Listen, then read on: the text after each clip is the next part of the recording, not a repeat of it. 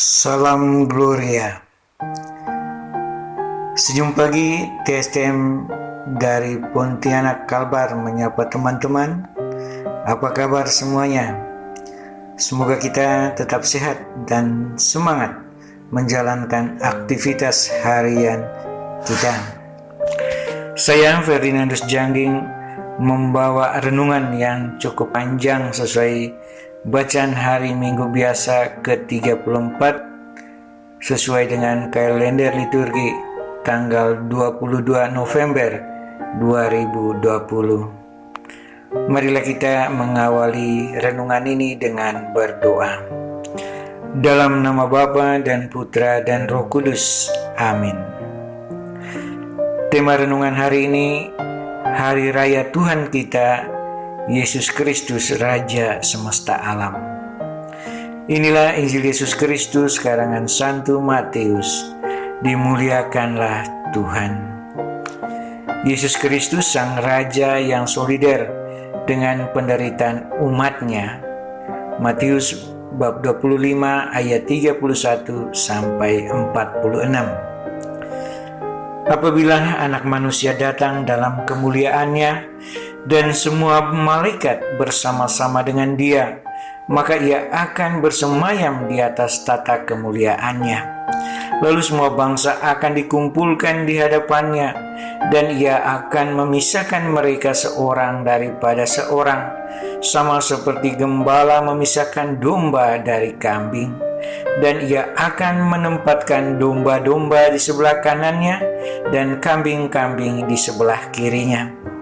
Raja itu akan berkata kepada mereka yang di sebelah kanannya, "Mari, hai kamu yang diberkati oleh Bapa-Ku, kerajaan yang telah disediakan bagimu sejak dunia dijadikan. Sebab ketika aku lapar, kamu memberi aku makan. Ketika aku haus, kamu memberi aku minum. Ketika aku seorang asing, kamu memberi aku tumpangan. Ketika aku telanjang, kamu memberi aku pakaian.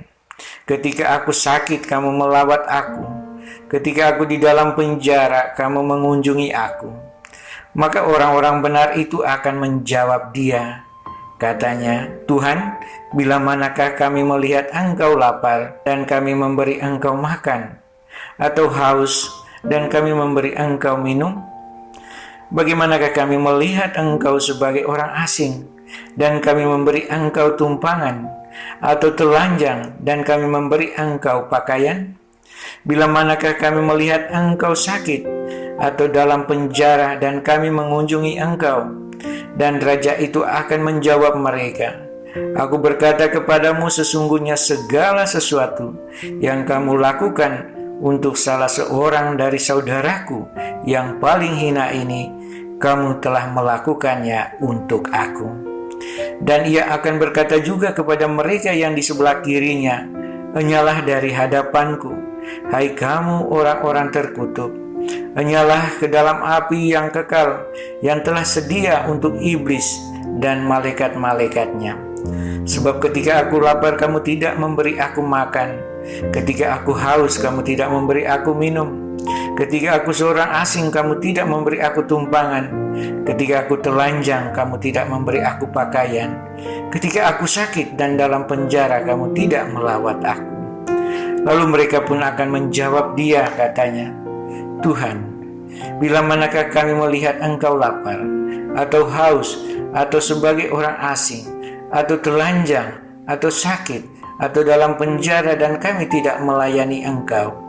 Maka Ia akan menjawab mereka, "Aku berkata kepadamu, sesungguhnya segala sesuatu yang tidak kamu lakukan untuk salah seorang dari yang paling hina ini, kamu tidak melakukannya juga untuk aku." Dan mereka ini akan masuk ke tempat siksaan yang kekal, tetapi orang benar ke dalam hidup yang kekal. Demikianlah Injil Tuhan. Terpujilah Kristus. Saudara-saudariku yang terkasih dalam Tuhan kita Yesus Kristus, setiap akhir tahun liturgi Gereja Katolik merayakan Hari Raya Kristus Raja semesta alam. Hari Raya Kristus Raja semesta alam menyadarkan kita bahwa mau mengingatkan kita bahwa Kristus sungguh berkuasa dan sudah menaklukkan segala kekuasaan dunia. Refleksi bagi kita, mungkinkah Yesus sudah ikut mencemaskan kesadaran dunia dan ekologis pada zaman modern ini? Jawabannya jelas, Yesus tetap peduli dengan manusia dan fakta penderitaan dunia. Karenanya kita mesti menaruh kepercayaan penuh kepadanya, seraya tetap memohon agar dunia selalu menerimanya. Saudara-saudari yang terkasih dalam Tuhan kita Yesus Kristus, lewat perumpamaan Injil hari ini, Yesus memberikan satu aspek dari adegan mengenai penghakiman terakhir, istilah domba dan kambing, menjelaskan pembagian antara mereka yang ditempatkan di sebelah kanan dan mereka yang ditempatkan di sebelah kiri. Penggambaran tentang penghakiman itu berakhir dengan sebuah referensi mengenai nasib mereka yang tetap dan mereka ini yang berada di sebelah kiri akan masuk ke tempat siksaan yang kekal. Tetapi mereka yang di sebelah kanan, yakni orang benar, akan memperoleh hidup yang kekal.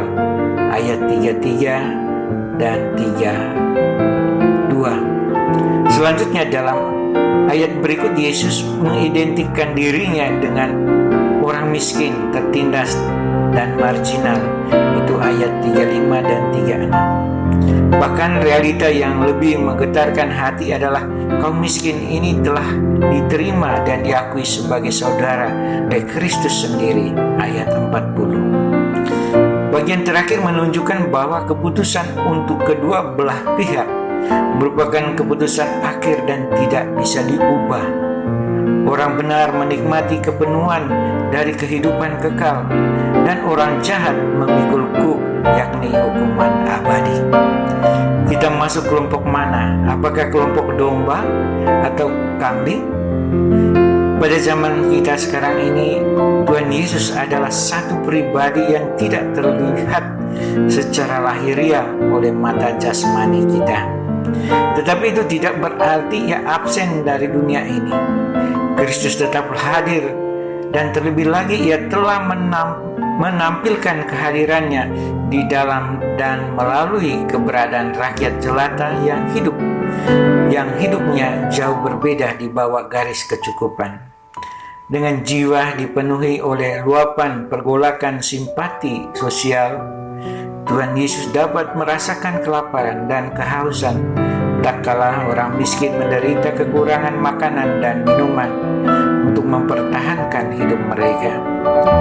Yesus Kristus walaupun Sang Raja, namun Dia menjadi orang asing yang tidak memiliki tempat untuk berteduh. Ia juga menggigil kedinginan di tengah mereka yang tidak mempunyai selembar baju untuk menutupi ketelanjangannya. Yesus Kristus mengerang kesakitan di antara pribadi-pribadi yang sedang sekarat di rumah sakit atau tempat-tempat lainnya. Ia juga mengalami kesendirian yang sepi dan kesepian yang tersendiri pada diri orang-orang yang terhukum dalam penjara pengap karena ketidakadilan. Kenyataan pahit dan memilukan hati inilah yang dirasakan oleh Yesus Kristus dalam pengalaman mengidentikan dirinya dengan golongan papa miskin.